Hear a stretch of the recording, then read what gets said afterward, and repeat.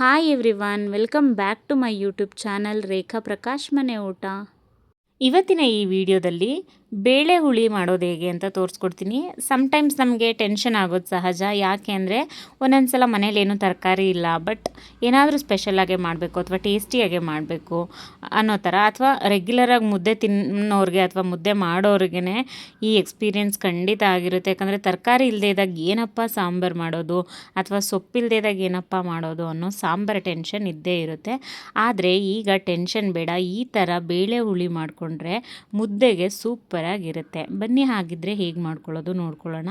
ಮೊದಲಿಗೆ ಒಂದು ಕುಕ್ಕರಲ್ಲಿ ಒಂದು ವಿಜಿಲ್ ಬರೆಸ್ಬೇಕಾಗತ್ತೆ. ಅದಕ್ಕೆ ಬೇಳೆ, ಸಾಂಬಾರು ಪುಡಿ, 2 ಟೊಮೆಟೊ, ಸ್ವಲ್ಪ ಬೆಳ್ಳುಳ್ಳಿನ ಹಾಕ್ಕೊಂಡು ಜೊತೆಗೆ ಅವಶ್ಯಕತೆ ಇರೋಷ್ಟು ನೀರನ್ನು ಸೇರಿಸ್ಕೊಂಡು ಒಂದೇ ಒಂದು ವಿಜಿಲ್ ಬರ್ಸ್ಕೋಬೇಕಾಗತ್ತೆ. ಇಲ್ಲಿ ನಾನು ತೋರಿಸ್ತಿರೋಂಥ ಇಂಗ್ರೀಡಿಯೆಂಟ್ಸ್ ಬಂದು ಜಸ್ಟು ಕುಕ್ಕರಲ್ಲಿ ವಿಜಿಲ್ ಹಾಕ್ಸ್ಕೊಳ್ಳೋಕ್ಕೆ. ಆಮೇಲೆ ಇದಕ್ಕೆ ಒಂದು ಪ್ರಾಪರ್ ಒಗ್ಗರಣೆ ಕೊಟ್ಟರೆ ಒಂದು ಒಳ್ಳೆ ರುಚಿಯಾದಂಥ ಬೇಳೆ ಹುಳಿ ರೆಡಿ ಆಗುತ್ತೆ.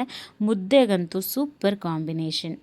ಸೊ ಇವಾಗ ನಾನಿಲ್ಲಿ ಬೇಳೆ ಮತ್ತು ಟೊಮ್ಯಾಟೊ, ನೀರು ಅವಶ್ಯಕತೆ ಇರೋಷ್ಟು ಮತ್ತು ಸ್ವಲ್ಪ ಬೆಳ್ಳುಳ್ಳಿ ಮತ್ತು ಸಾಂಬಾರು ಪುಡಿನ ಹಾಕಿ ನೀಟಾಗಿ ಮಿಕ್ಸ್ ಮಾಡ್ತಾಯಿದ್ದೀನಿ. ಮಿಕ್ಸ್ ಮಾಡಿಬಿಟ್ಟು ಕುಕ್ಕರ್ ಲಿಡ್ ಕ್ಲೋಸ್ ಮಾಡಿ ಒಂದೇ ಒಂದು ವಿಜಿಲ್ ಬರ್ಸ್ಬೇಕಾಗತ್ತೆ.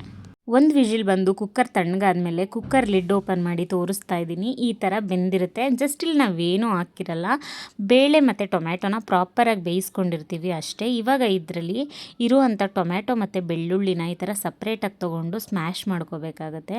ನಿಜವಾಗ್ಲೂ ಈ ಥರ ಬೆಳ್ಳುಳ್ಳಿ ಹಾಕ್ಕೊಂಡು ಸ್ಮ್ಯಾಶ್ ಮಾಡೋದಂತೂ ಸ್ಪೆಷಲ್ ಟೇಸ್ಟ್ ಕೊಡುತ್ತೆ ಈ ಬೇಳೆ ಹುಳಿಲಿ. ಇವಾಗ ಇದನ್ನು ನೀಟಾಗಿ ಮಿಕ್ಸ್ ಮಾಡಿಬಿಟ್ಟು ರುಚಿಗೆ ತಕ್ಕಷ್ಟು ಉಪ್ಪನ್ನು ಹಾಕಿ ಕುದಿಯೋಕ್ಕೆ ಬಿಡಬೇಕಾಗತ್ತೆ. 1 ನಿಮಿಷ ಐ ಫ್ಲೇಮಲ್ಲಿ ಕುದಿಸಿ ಜಸ್ಟು ಆ 4 ಇಂಗ್ರೀಡಿಯೆಂಟ್ಸ್ ಹಾಕಿ ಒಂದು ವಿಜಿಲ್ ಬರ್ಸ್ಕೊಂಡ್ರೆ ಬೇಳೆ ಈ ಥರ ಆಗಿರುತ್ತೆ. ಇವಾಗ ಉಪ್ಪು ಹಾಕಿ ಕುದಿಸ್ತಾ ಇದ್ದೀನಿ, ನೀವು ನೋಡ್ತಿರೋ ಹಾಗೆ.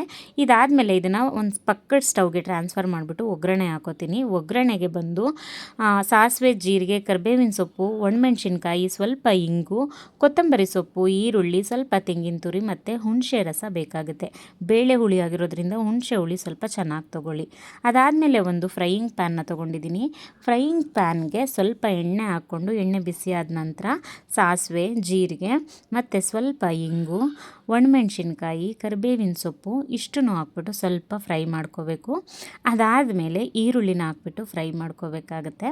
ಈರುಳ್ಳಿ ಹಾಕ್ಬಿಟ್ಟು ಫ್ರೈ ಮಾಡ್ಕೊಳ್ಬೇಕಾದ್ರೆ ಒಂದೇ ಒಂದು ಸ್ವಲ್ಪ ಉಪ್ಪನ್ನ ಹಾಕ್ಬಿಟ್ಟು ಫ್ರೈ ಮಾಡ್ಕೊಳ್ಳಿ. ಯಾಕಂದರೆ ಈರುಳ್ಳಿಲಿ ಸ್ವಲ್ಪ ಉಪ್ಪಿಡಿದ್ರೆ ಚೆನ್ನಾಗಿ ಅನಿಸುತ್ತೆ ಸಾಂಬಾರಲ್ಲಿ. ಈರುಳ್ಳಿನೂ ಬಾಯಿಗೆ ಸಿಗುತ್ತೆ ಅಲ್ವಾ, ಆವಾಗ ಟೇಸ್ಟಿಯಾಗಿರುತ್ತೆ, ಅದಕ್ಕೋಸ್ಕರ.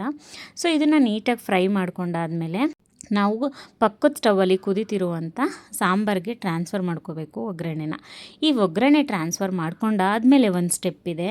ಈ ಬೇಳೆ ಹುಳಿ ಇನ್ನೂ ರುಚಿಯಾಗಿ ಆಗಬೇಕು ಅಂದರೆ ಬೇಳೆ ಹುಳಿಗೆ ಹುಣಸೆ ಹುಳಿ ಬಿಟ್ಟಿಲ್ಲ ಅಂದರೆ ಚೆನ್ನಾಗಿರುತ್ತಾ. ಸೊ ಇದು ಕಂಪ್ಲೀಟಾಗಿ ಸಾಂಬಾರೆಲ್ಲ ರೆಡಿಯಾಗಿ ಒಗ್ಗರಣೆ ಎಲ್ಲ ಹಾಕಾದ್ಮೇಲೆ ಹುಣಸೆ ಹುಳಿನ ಸೇರಿಸ್ಕೊಂಡು ಒಂದೇ ಒಂದು ಕುದಿ ಬರ್ಸ್ಬೇಕಾಗತ್ತೆ.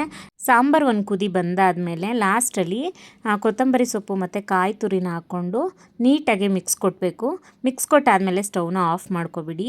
ಇವಾಗ ರುಚಿಯಾಗಿರುವಂಥ ಬೇಳೆ ಹುಳಿ ಮುದ್ದೆ ಜೊತೆಗೆ ರೆಡಿ ಆಗುತ್ತೆ. ತರಕಾರಿ ಇಲ್ಲದೆ ಮಾಡಿದ್ದೀವಲ್ಲ ಅನ್ನೋ ಗಿಲ್ಟ್ ಖಂಡಿತ ಇರಲ್ಲ ಈ ಸಾಂಬಾರು ಟೇಸ್ಟ್ ನೋಡಿದ್ರೆ, ಅಷ್ಟು ಟೇಸ್ಟಿಯಾಗಿರುತ್ತೆ. ಸೊ ಇದಾಗಿತ್ತು ಇವತ್ತಿನ ಸ್ಪೆಷಲ್ ರೆಸಿಪಿ. ಯಾರೆಲ್ಲ ನನ್ನ ಚಾನಲ್ನ ಇನ್ನೂ ಸಬ್ಸ್ಕ್ರೈಬ್ ಮಾಡ್ಕೊಳ್ದಲ್ಲೇ ನೋಡ್ತಾ ಇದ್ದೀರಾ, ಪ್ಲೀಸ್ ಒಂದು ಸಬ್ಸ್ಕ್ರೈಬ್ ಮಾಡ್ಕೊಂಡು ನೋಡಿ. ಹಾಗೆ ಈ ವಿಡಿಯೋ ನಿಮ್ಗೆ ಇಷ್ಟ ಆಗಿದ್ರೆ ದಯವಿಟ್ಟು ಲೈಕ್ ಮಾಡಿ, ಶೇರ್ ಮಾಡಿ, ಹಾಗೆ ಕಾಮೆಂಟ್ ಮಾಡಿ. ರೆಸಿಪಿನ ನೀವು ಒಂದು ಸಲ ಟ್ರೈ ಮಾಡಿ, ಖಂಡಿತ ನಿಮಗೂ ಇಷ್ಟ ಆಗುತ್ತೆ. Thank you so much.